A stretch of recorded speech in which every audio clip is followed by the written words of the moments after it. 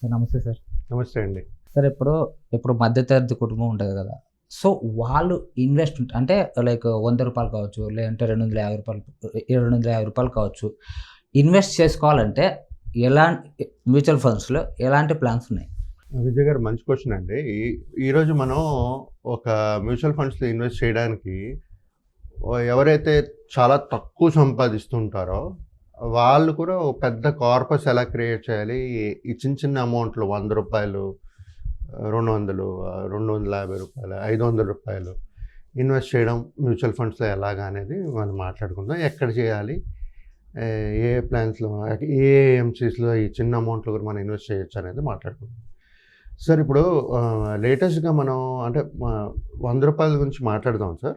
కానీ లేటెస్ట్‌గా ఒకటి ఏంటంటే ఎస్బీఐ ఒకటి జన్ నివేష్ అని ఒకటి లాంచ్ చేసింది సార్. ఓకే. లాంచ్ చేసింది. అదేంటంటే రూ. 250తో సిప్ స్టార్ట్ చేయొచ్చు. ఓకే. రూ. 250. రూ. 250తో సిప్ స్టార్ట్ చేయొచ్చు. ఆ రూ. 250 అనేది పర్ డే చేయొచ్చు, పర్ వీక్ చేయొచ్చు, పర్ మంత్ చేయొచ్చు, క్వార్టర్లీ కూడా చేయొచ్చు. డిఫరెంట్ ప్రతి ఒక్క ఏఎంసీస్ ఈ విధంగా డిఫరెంట్ ఆప్షన్స్ ఇస్తుంటారు అన్నమాట ఇన్వెస్ట్ చేసేటప్పుడు. ఓకే. సో ఎవరైతే ఈ పేదవాళ్ళు చాలా తక్కువ సంపాదించిన వాళ్ళు ఇలాంటి మ్యూచువల్ ఫండ్స్ ఈ రూ. 100 సిప్ అన్నట్టుగా స్టార్ట్ చేసుకోవచ్చు అండి.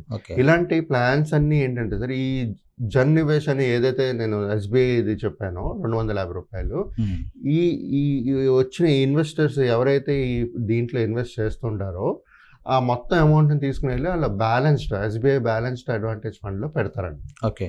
సో దీంట్లో ఏమవుతుందంటే ఎప్పుడైనా వాలటైల్గా ఉండేటప్పుడు మార్కెట్లో పోర్ట్ఫోలియో బ్యాలెన్సింగ్ అనేది ఆటోమేటిక్గా అవుతుంటుంది అన్నమాట. సో ఇది కాకుండా సార్ ఇప్పుడు ఎస్బీఐది ఒకటి మాట్లాడుకున్నాం. ఈ ఎస్బీఐ జన్ నివేష్ అనేది ఈ బ్యాలెన్స్ ఫండ్ అనేది ఓపెన్ ఎండెడ్ ఫండ్ ఉంటుంది. ఓకే. మీకు చెప్పినట్టుగా పోర్ట్ఫోలియో బ్యాలెన్సేషన్ అవన్నీ ఉంటుంది. తర్వాత ఇదేంటంటే మిక్స్ ఆఫ్ ఈక్విటీ డెప్ట్ ఇన్వెస్ట్మెంట్స్ రెండు ఉంటాయి ఈ పర్టికులర్ ఫండ్లో. ఓకే. సో ఇది ఏంటంటే సార్, రిస్క్ చూసుకుంటే రిస్క్ అయితే ఉంటుంది. బట్ ఎవరైతే లాంగ్ టర్మ్లో ఇన్వెస్ట్ చేద్దాం అనుకుంటున్నారో వాళ్ళకి ఇలాంటి ప్లాన్స్లో ఇన్వెస్ట్ చేసుకోవచ్చు అండి. ఓకే. రైట్. సో సార్ ఈ జనరల్గా ఈ చిన్న అమౌంట్లు రూ. 100, 200, రూ. 250 అసలు ఎందుకు మార్కెట్లో తీసుకుని వస్తున్నారు అని ఒక థాట్ మనం పెడితే, జనరల్గా ఎవరైతే కొంచెం సంపాదించిన వాళ్ళు ఇన్వెస్ట్ చేయడానికి ఒక ఆప్షన్స్ ఇస్తున్నారు. రైట్. తర్వాత ఈ రూరల్ మనం ఫస్ట్ మీరు అబ్జర్వ్ చేయండి, కోవిడ్ ముందు మనం అసలు యూపీఐ పేమెంట్ చేసేవాళ్ళం కాదు. చాలా తక్కువ మంది యూజ్ చేసేవారు. క్యాష్ కానీ కార్డ్ కానీ ఇచ్చి ఏదైనా వస్తువులు కొనుక్కునేవారు. దాని తర్వాత ఏమైంది, అంతే ఆ 2 years డిజిటలైజ్ కింద మార్చేసింది మనం మొత్తం. ఇప్పుడు ప్రతి ఒక్కరూ యూపీఐ గూగుల్ పే లేకపోతే అసలు బయటకు వెళ్ళట్లేదు. సో ఏది కొనలేరు వాళ్ళు. మీరు కొంతమంది క్యాష్ ఇస్తే అది చిల్లర లేదు, యూపీఐ చేయండి అంటారు చాలా మంది. రైట్. సో అలా అలవాటు పడిపోయారు.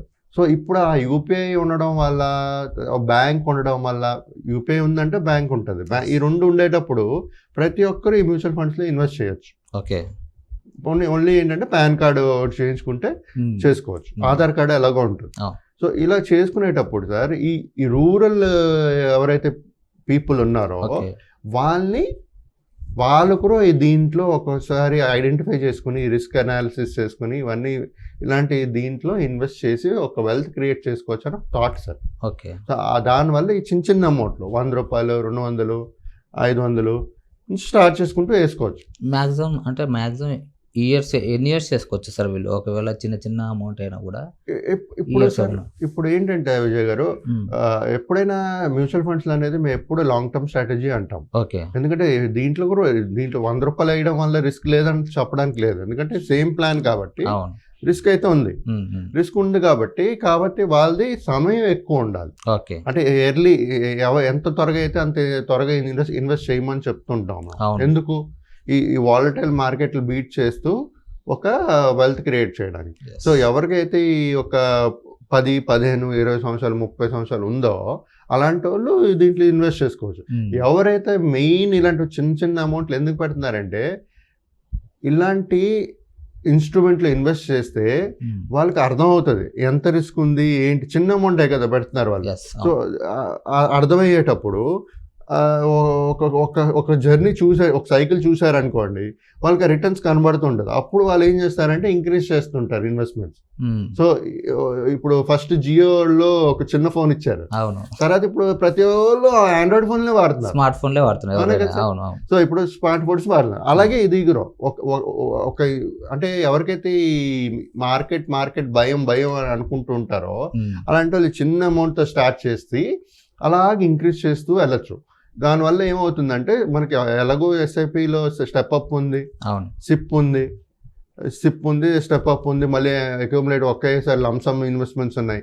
సో ఈ విధంగా అన్ని ఇన్వెస్ట్ చేసుకుంటూ పోతే మనకు మంచి కార్పొరేట్స్ అనేది క్రియేట్ అవుతుంది. ఓకే. సో ఈ latest launch SBI Jan Nivesh అనేది ఒక ప్లాన్ అండి.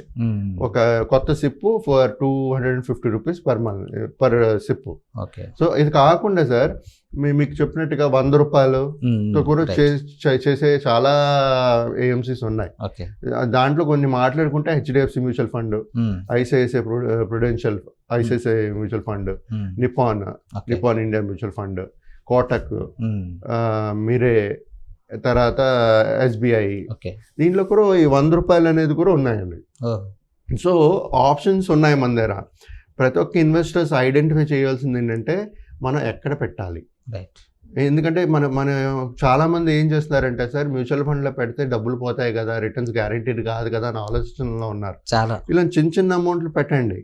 పెట్టి ఒక 2-3 సంవత్సరాలు ఉండండి, 3-4 సంవత్సరాలు ఉంటే మీకు తెలుస్తుంది గ్రోత్ ఎలాగుంది, ఎలా పెరుగుతుంది ఏంటనేది.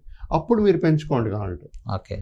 సో ప్రతి ఒక్కరూ సరే ఒక ఇన్స్ట్రుమెంట్ కొత్తది వస్తుందంటే అది వెల్త్ క్రియేట్ చేస్తుందని మనకు తెలిసినప్పుడు దాని గురించి ఒకసారి అవగాహన తెలుసుకున్నారనుకోండి, అసలు ఎలా పనిచేస్తుంది ఏంటి, మా అలాంటి వాళ్ళతో మాట్లాడితే మేము చెప్తాం, అడ్వైస్ కూడా చేయగలుగుతాం. వాళ్ళు వెల్త్ క్రియేట్ చేసే జర్నీలో మేము ఉంటాం. సో ప్రతి ఒక్కరూ ఈ విధంగా ఇన్వెస్ట్ చేస్తూ ఒక చిన్న అమౌంట్తో కూడా 100 రూపాయల నుంచి 250 రూపాయలు, 500, 1000 రూపాయలు ఎంతైనా ఇన్వెస్ట్ చేసుకోవచ్చు. ఓకే. సో ఎస్ఐపి రూపంగా సిస్టమేటిక్ ఇన్వెస్ట్మెంట్ ప్లాన్ అంటారు. ప్రతి క్రమబద్ధంగా ఇన్వెస్ట్ చేయడం అనేది ఎస్ఐపిస్. ఈ చిన్న అమౌంట్ అలా ఇన్వెస్ట్ చేస్తూ వెళ్ళచ్చు. ప్లస్ ఇంకోటి ఏంటో తెలుసు సార్, ప్రతి బిజినెస్ డేస్ అంటారు, అంటే ఎవ్రీ డే కూడా వేసుకోవచ్చు మీరు 100 రూపాయలు ఎవ్రీ డే. దాన్ని ఏమంటారంటే బిజినెస్ డేస్ అంటారు. ఓకే. బిజినెస్ డేస్లో మీరు ప్రతి ఒక్కరు పెట్టుకుంటూ వెళ్ళడమే. సో ఇలా క్రియేట్ చేసుకునేటప్పుడు ఇలా ఇన్వెస్ట్ చేస్తూ వెళ్ళేటప్పుడు మంచి వెల్త్ అనేది క్రియేట్ చేయగలుగుతారండి sir. Thank you so much sir. అంటే లైక్ స్టూడెంట్స్ కావచ్చు, అటు మిడిల్ క్లాస్ పీపుల్ కావచ్చు, వాళ్ళు ఇన్వెస్ట్ చేసుకుంటే ఎలా ఉంటుంది అనేది చాలా చక్కగా చెప్పారు sir. Thank you so much. Thank you అండి. థ్యాంక్ యూ విజయ్ గారు.